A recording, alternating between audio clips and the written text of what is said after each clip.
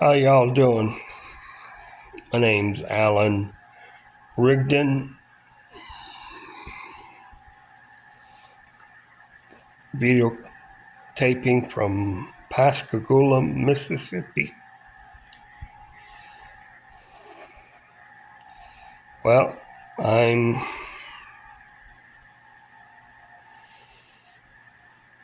not used to doing video recordings. Takes a lot of discipline, a lot of training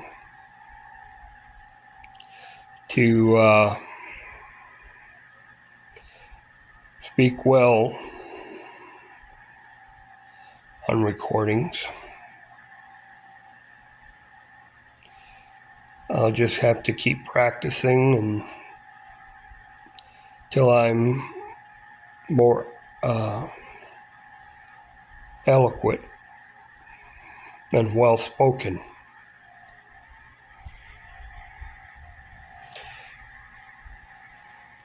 purpose of doing this video is to discuss the fact I have left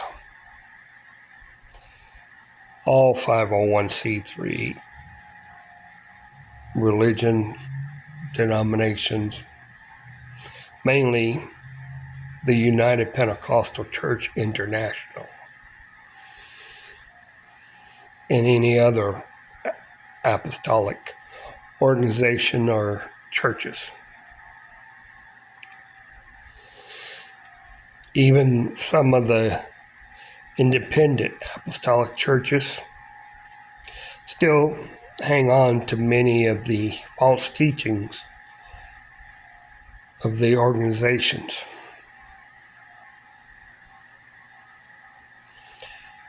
Now,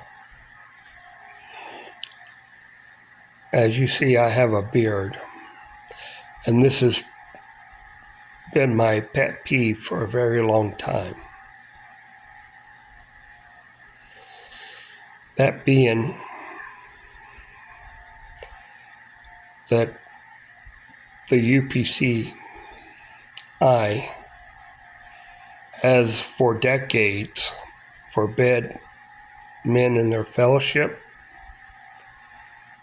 licensed ministers, to be on the platform behind the pulpit with a beard.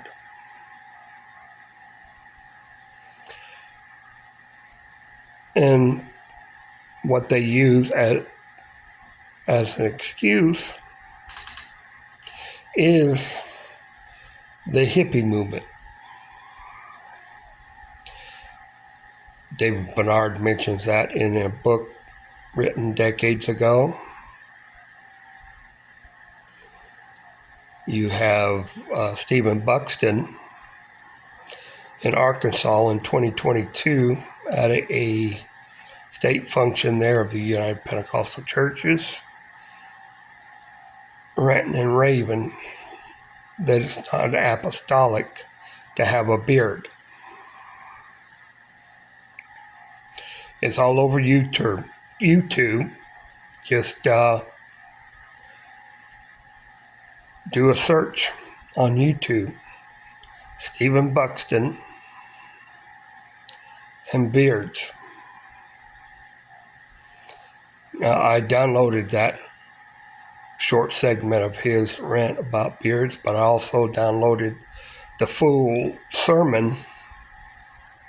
I don't want to be accused of taking what he said out of context, as people like to do. But the truth of the matter is the hippie movement became a convenient excuse. When you research back far enough into the 1930s and 40s, before there was a United Pentecostal Church in December of 1945, they were still against beards. David Bernard, in one of his symposiums with other individuals out at Urshan University, made the statement that it was a white tradition of men. That's all it is. But yet you still have churches today like Stephen Buxton and many others that hold to no beard behind the pulpit.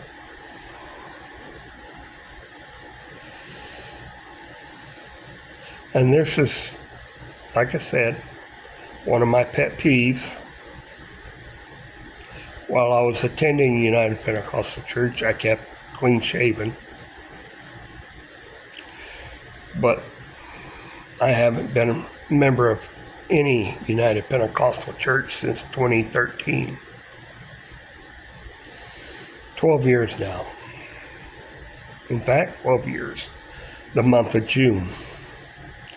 Today's date being May 30th, 1st, 2025. There are many other false teachings and doctrines that I have come across, not only in the beard, but also in biblical texts. History, church history, whether Trinity or Oneness. Yes, there are some writings that go back into the second century that mentions Jesus.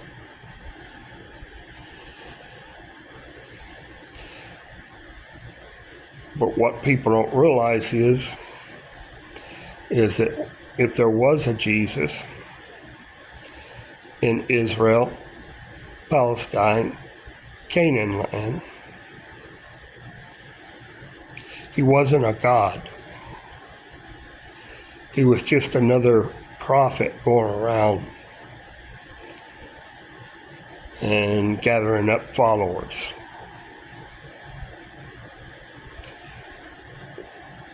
He wasn't Son of God, but he was made a God by men. The same can be said about many other religions. In the Middle East, the Far East,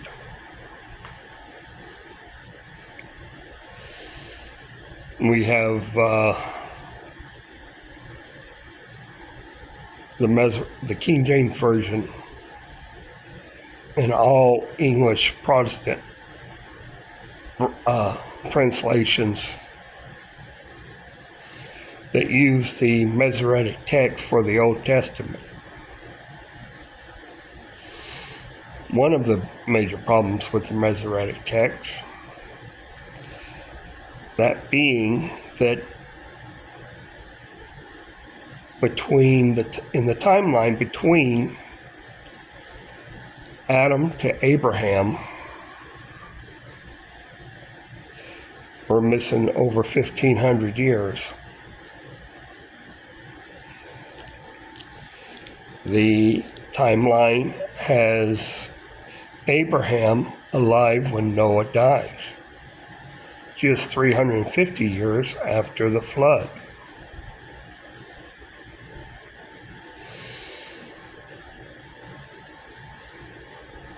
When the truth of the matter is, the earth was much older than that.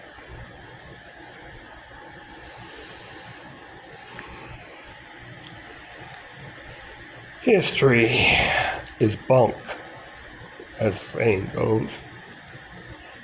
Written by the victors.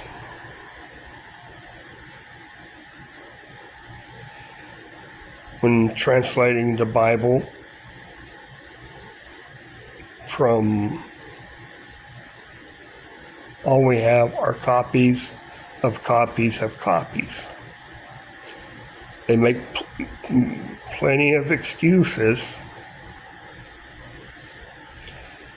why those copies are without error, without corruption. But that's all they are, is excuses.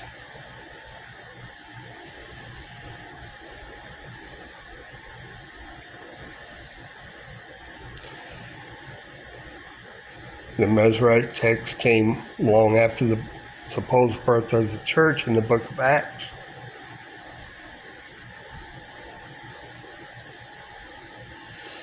We have no autographs of the Old or New Testament writers.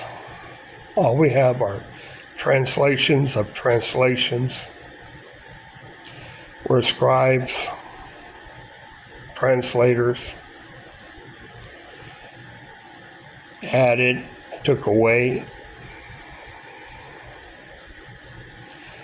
took what was written in the margins and made it part of the text. This is all proven. The truth is, Christianity is just another mythology. Jesus is just another mythology. Doesn't mean that some of the historical facts and battles and one nation conquering another didn't happen.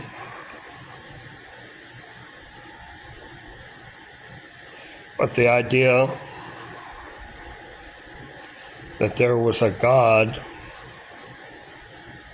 and later Jesus, that has his hand in these matters, is not a proven fact. It is a theory that people have put their faith in.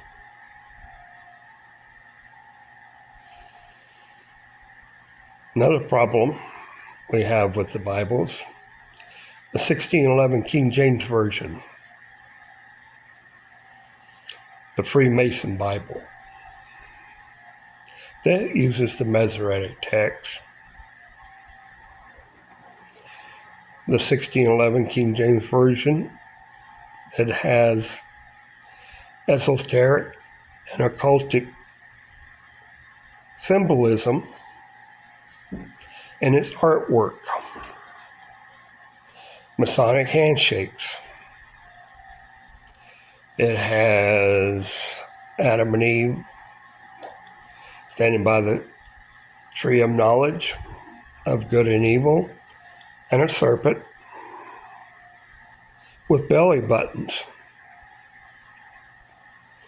And the belly buttons are the esoteric way of saying they were not the first humans on earth.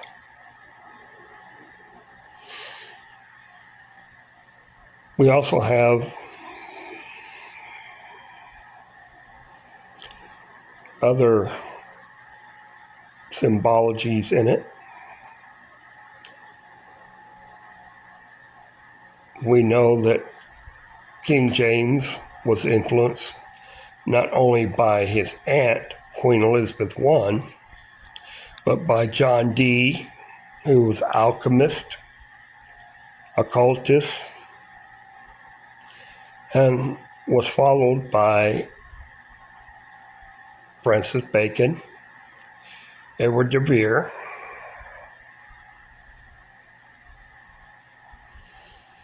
that also had influence on King James. Edward de Vere and Francis Bacon grew up under the same house, having being wards of Queen Elizabeth I.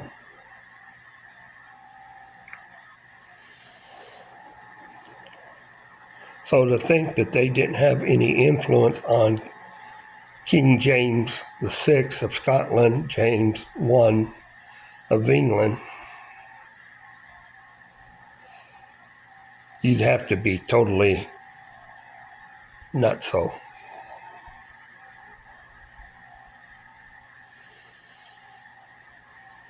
As I said, we know that there are many things added to the King James Version Bible. like the word Jehovah. The Tetragrammaton. Anywhere that there's Lord in all caps is to indicate Jehovah.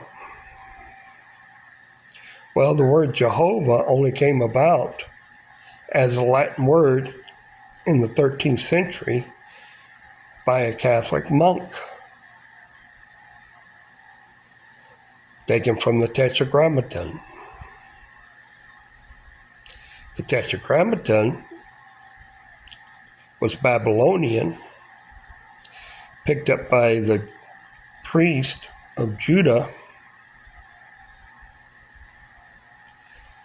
when they were captive in Babylon.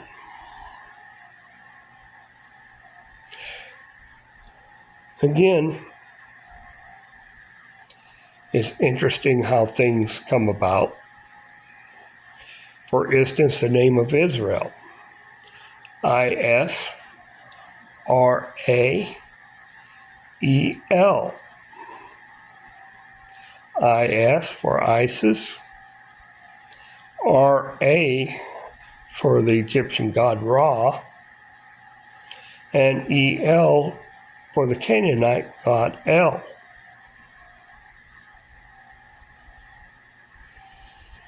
So, let's just put the cards on the table here. If there is a God, I'm not saying there is, or may not be, but if there is a God that orchestrated all this,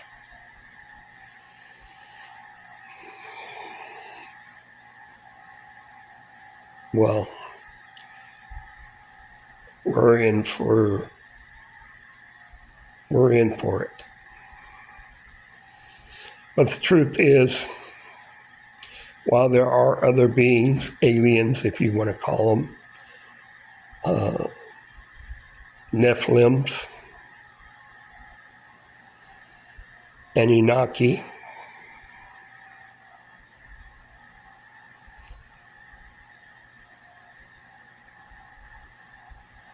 whatever there is, well, we'll find out one day. And I look forward to it. There is no hell. And what may be called heaven is just another dimension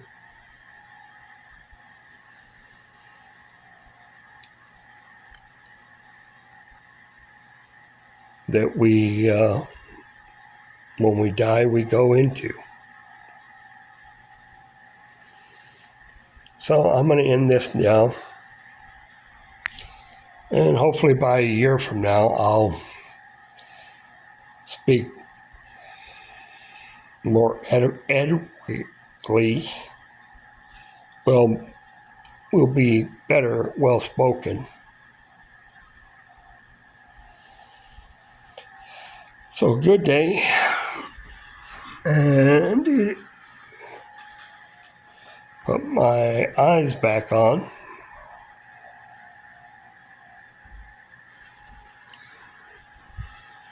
Yep, today's the 30th.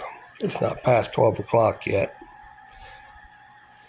which is also a Roman way of timekeeping, and the Jewish is sunset to sunset.